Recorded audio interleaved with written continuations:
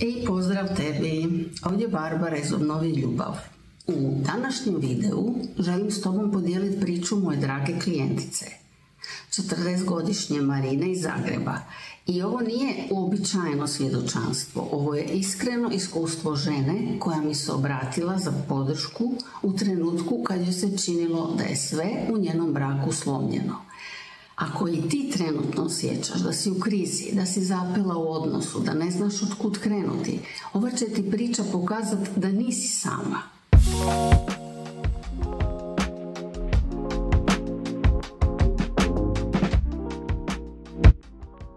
Marina mi se javila nakon jedne burne svađe s mužem i rekla mi je, shvatila sam da sama ne mogu riješiti problem, on odbija suradnju.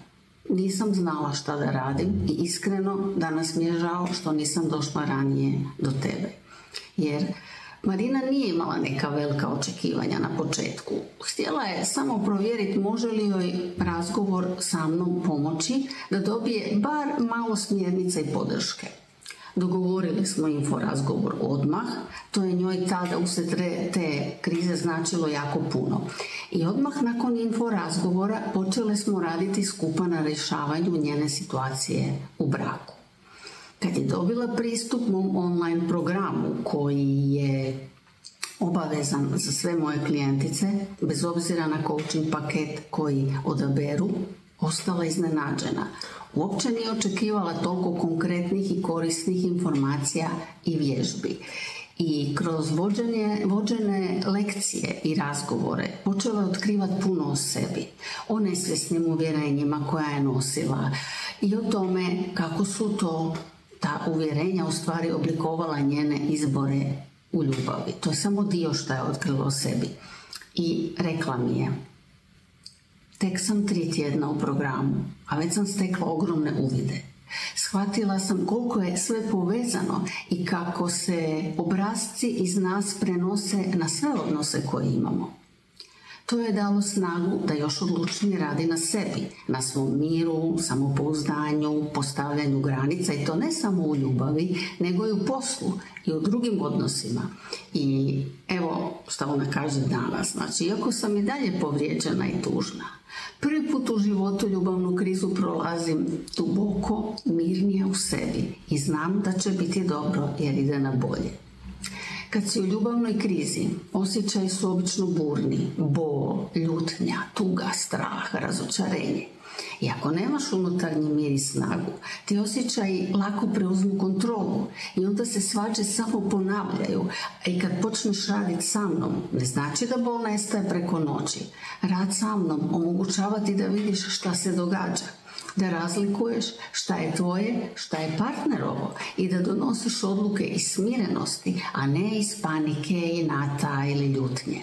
To je ono što je Marina uspjela doživjeti nakon samo 3 tjedna prolaska online programa i rada sa mnom.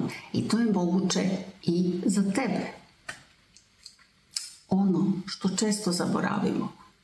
Ne trebamo čekati da partner napravi prvi korak. Dovoljno je da ti odlučiš, staneš i kažeš ne želim više ovako, želim promjenu za sebe. Jer jedina promjena koju možeš kontrolirati i potaknuti je tvoja vlastita. A kad kreneš od sebe, tad se mijenja sve.